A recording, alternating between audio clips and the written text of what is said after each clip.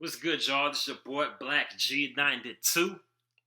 Now, before I get to this reaction video, will be something that I'll do before every video, I'm gonna give a shout out to one of my subscribers. Today, I'm giving a shout out to Justin Bosman for sending me this request to react to Everything Wrong with Nick Cannon's Invitation Eminem diss made by Crypt, who I have enjoyed thus far reacting to, and looking forward to reacting more of his material in the near future, which will be soon. And not only will this video be a reaction, it's also going to be a review since I've already seen it about 3 times already. And it's always good to kind of reflect and see if my opinions still hold up on the respective video or whatever in this breakdown, which will still be humorous. I guarantee it. In about 3, 2, 1.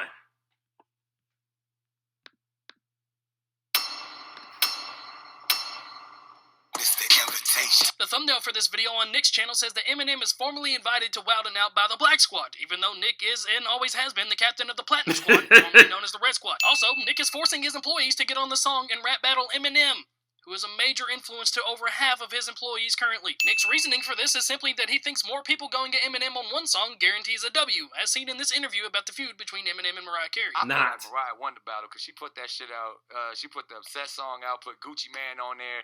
Gucci was going at him. Like, it was... You hear this buffoonery, man. You talking about Mariah motherfucking Carey killed Eminem. I swear. These dudes get on camera on these podcasts, interviews on these radio stations, just talk stupid, man, for real. Like, and that nigga got that kufi wrapped around too tight for him to even consider that shit. Cause, come on now, like Mariah Carey ain't that disrespectful. Come on, I mean, what careers has she destroyed? Cause she's like a diva, pop singer, R&B, whatever. You know what I mean?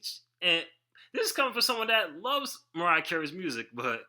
I mean, Obsessed was a cool song. It was a good little anthem, whatever, for all the ladies out there. I feel like some guys obsessing over them, but nah.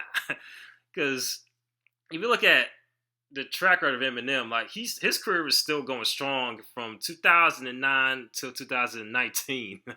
Like all his albums from then on still went #1, still went platinum, all that. So Nick Cannon was talking out of his ass in this little clip right here. But let's continue.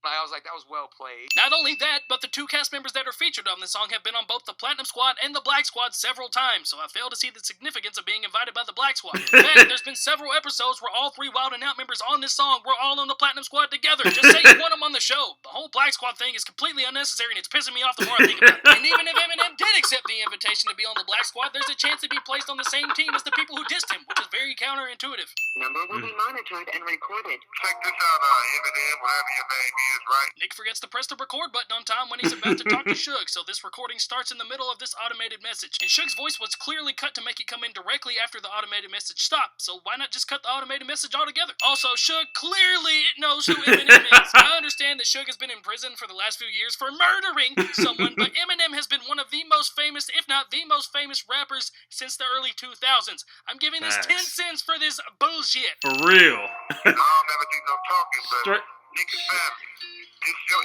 Straight bullshit, man, on that note, because how is Suge not going to talk about, oh, Eminem, whoever your name is, as you don't know who he is, and this video is going, well, I forget, I don't think Crypt covers this, but Suge Knight actually tried to have Eminem, like, touched twice, like, he tried to have him touched twice, because, like, Eminem's old bodyguard recounts, like, events, like, once at one of the Source Awards, Suge Knight's Death Row Squad tried to like go towards it, try to like have Eminem touched or whatever. But of course, like you ain't gonna get near a big rap star like him. So Eminem escaped unscathed. And there's another incident, and that all those 2 instances came from just Eminem, not Eminem, but Suge Knight just being bitter at the fact that his former producer / business partner, Dr. Dre, went on to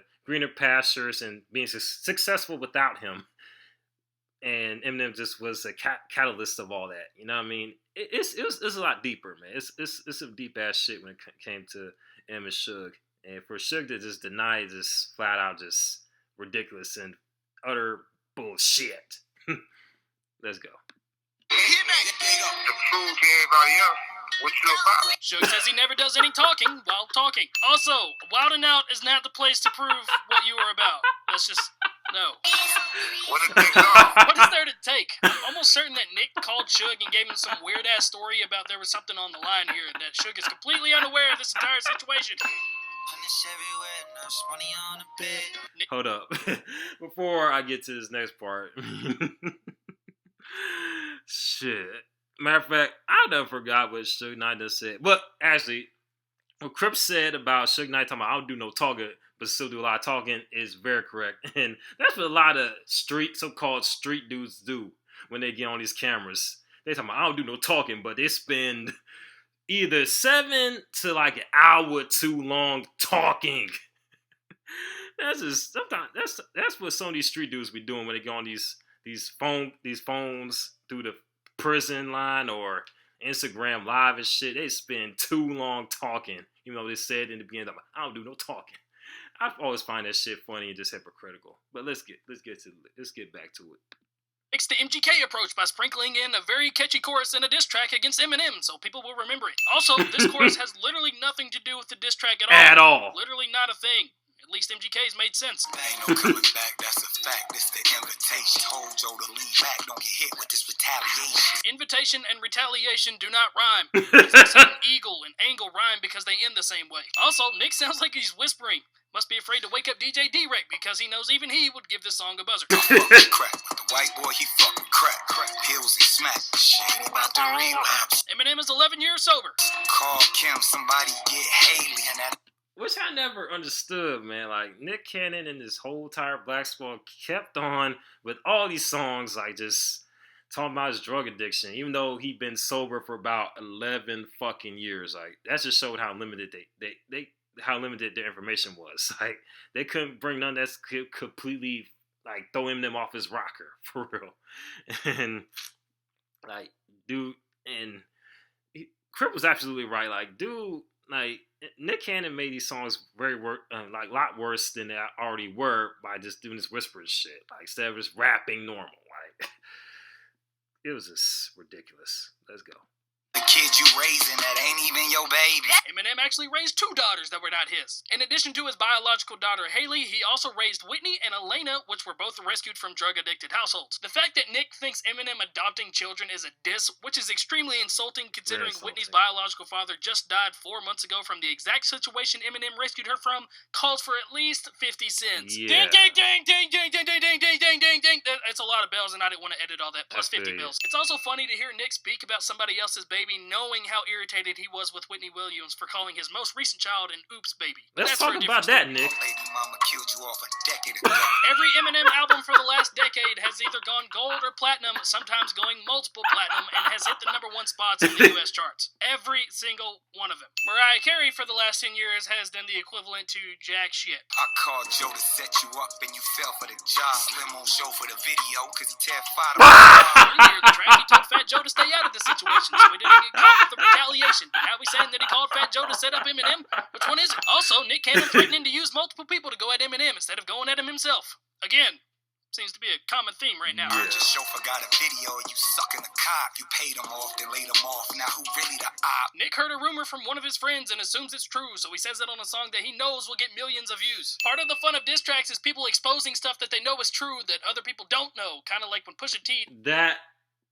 Facts, because that's the whole point of a diss record. That's why songs like No Vaseline by Ice Cube was so impactful, because Cube exposed all the business dealings that was going on with NWA and Ruthless Records, and it came out to be true at the end of the day. Like, that's what made it such a great diss record, past and present. Like, and I know Crypt was going to talk about Pusha T's Story of Adidon. I mean, that's what made it so amazing, because it brought up the fact that Drake was hiding a kid from the world that he had with a former porn star. Like that's what made it so impactful, because that's the whole point of a diss record. It's exposed truths, not some he say, she say bullshit. You know what I mean?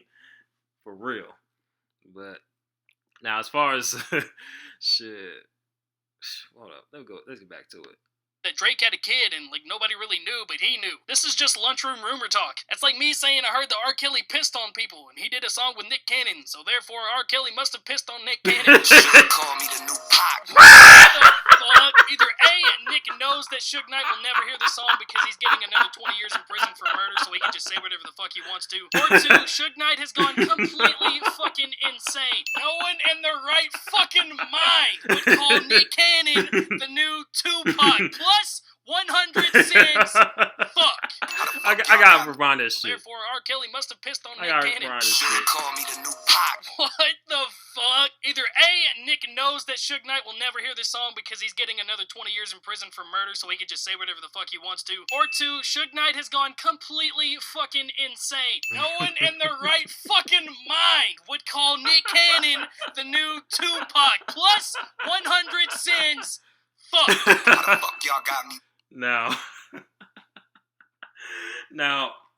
the part where Crypt was saying, speculating that Suge Knight not being out of his mind to compare Nick Cannon to Tupac, like, I think that's what really is going on, because, like, Suge Knight is known to be saying some left field shit, like, for real, over the years. Like, you gotta take his word with extreme grain of salt, like, because if you look at two of them side by side, like, Nick Cannon and Tupac, no similarities. Well, except for the superficial, like, they're both bald-head niggas, but that's it. Like, there's a million bald-head niggas, but none of them are Tupac.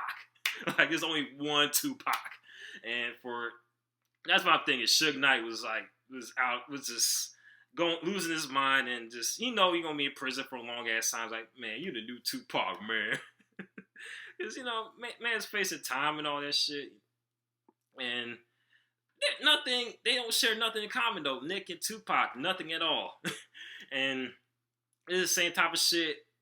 And matter of fact, I'm gonna say it for like last bit of the video, so I won't take too long. But for real though,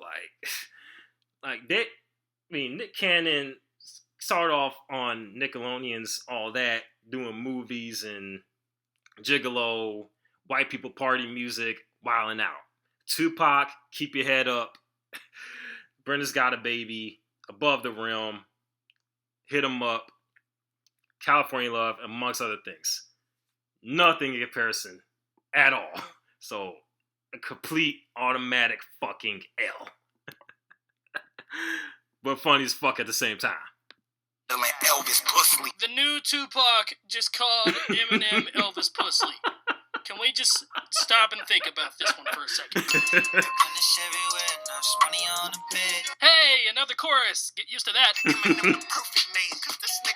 Most M&Ms don't have nuts in them. In fact, there's over a dozen different types of M&Ms, only 2 of which have nuts in them. Also, this is one of 4 bars that Hitman gets before it goes to another chorus. The song structure is all kinds of fucked. You used to beef with Nickelodeon Nick. Nick Cannon is still the chairman of Teen Nick, which is run by Nickelodeon. So technically, he still is Nickelodeon Nick. And even if that wasn't the case, Nick Cannon moved on over to America's Got Talent in 2009, which was the same year that the beef happened with Eminem. So it's a lose-lose situation either way. Onomatopoeias. Hey, another chorus. Get used to that. Come on, Nick, that's Marshall. You don't need help. Yes, he does. Yeah. That's why he called you. Apparently. And Hitman. And Prince Easy.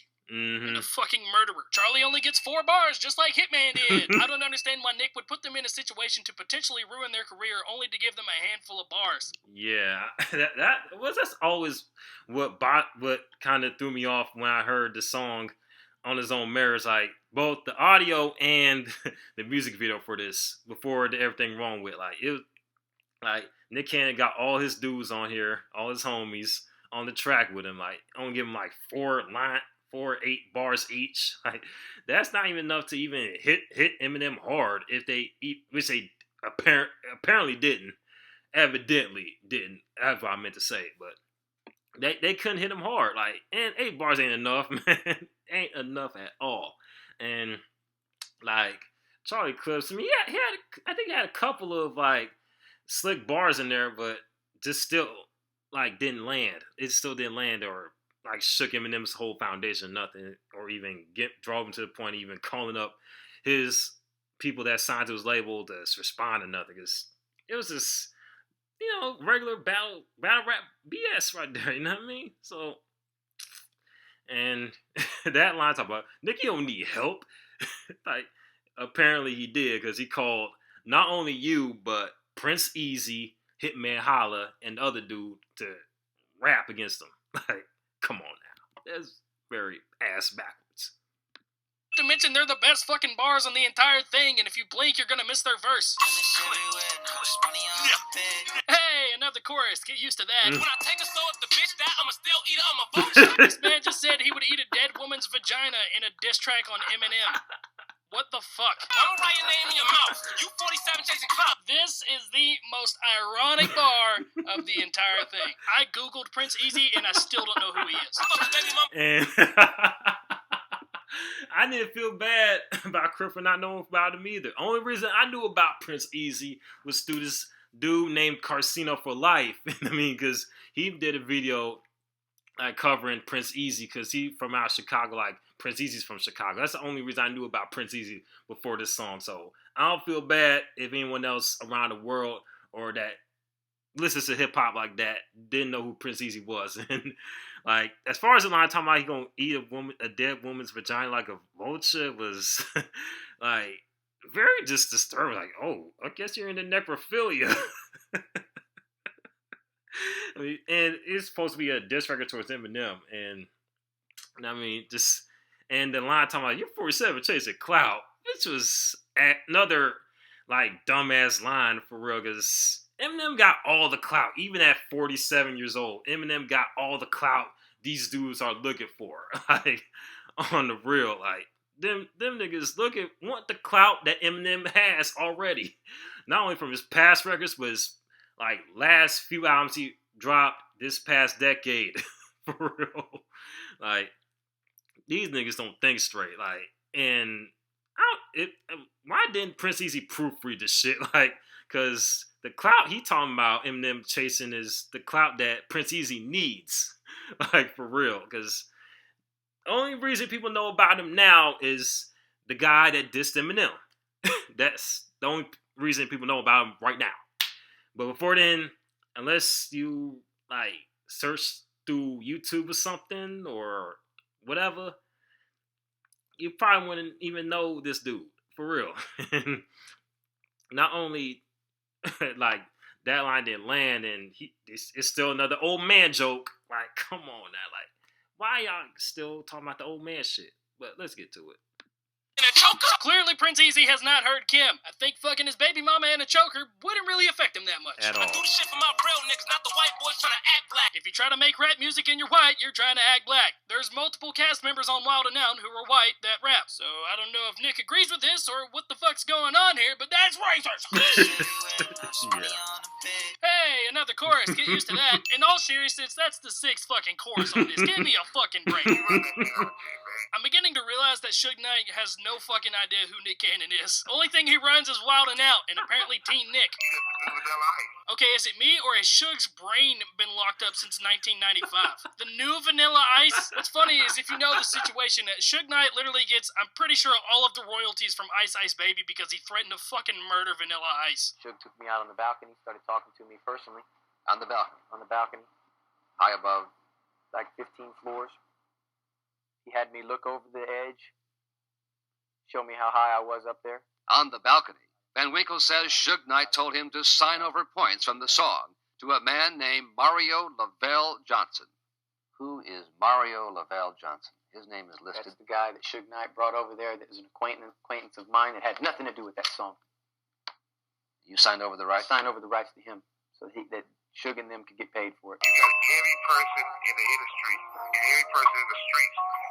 Shit, where are you gonna go? If you listen closely, you can hear somebody breathing through their nose into the microphone, and it just really pisses me off. Also, why the fuck does Suge Knight think that Nick Cannon has connects in the music industry that Eminem doesn't? Also, yeah, that's what really threw me off as well. Like, when I first heard this song, like, Suge Knight talking like Nick Cannon is this threatening ass dude, this gangster ass nigga in the industry, like, got all this pull and everything, as if Eminem doesn't have the same type of pull in the industry, like, for real. And Eminem ain't even that type of dude neither. Like, he just a hardcore lyricist, you know what I mean?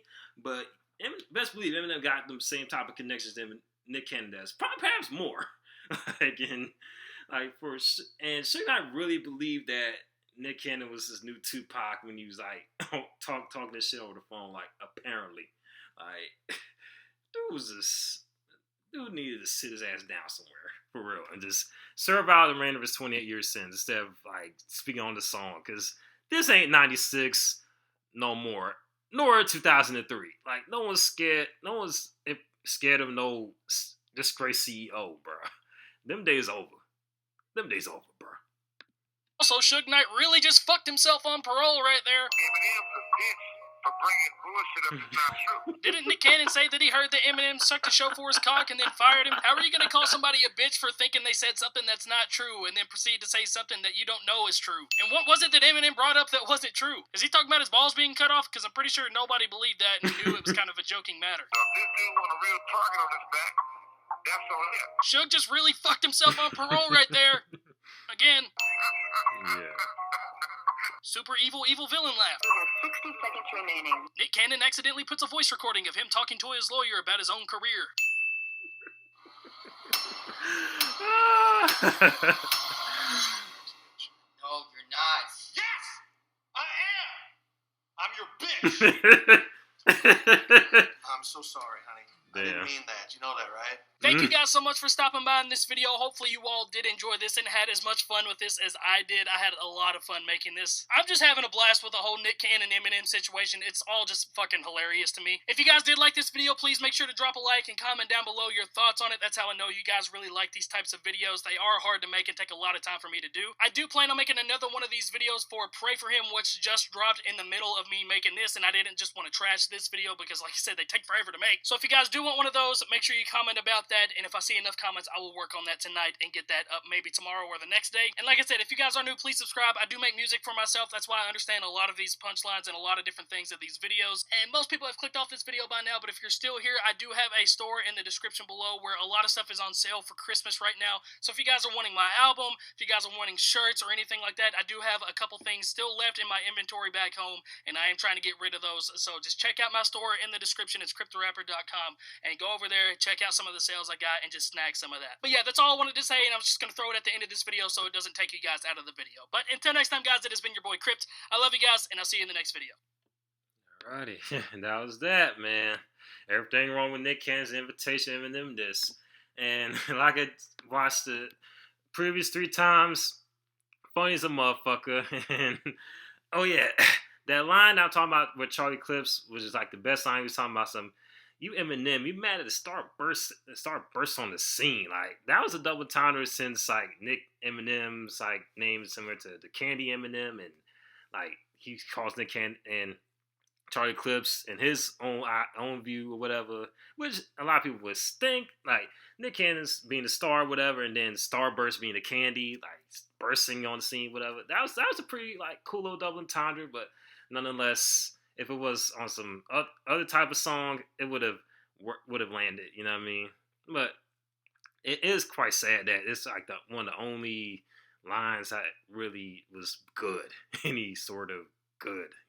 But now when Suge Knight said we said about not Eminem, but Nick Cannon being the new Tupac and shit, like he said the same thing. He said he had the same feeling about Ja Rule, like when he met him. He said, I got the same feeling. He said something, he quoted as saying, according to Irv Gotti, that Ja Rule reminds him of Tupac.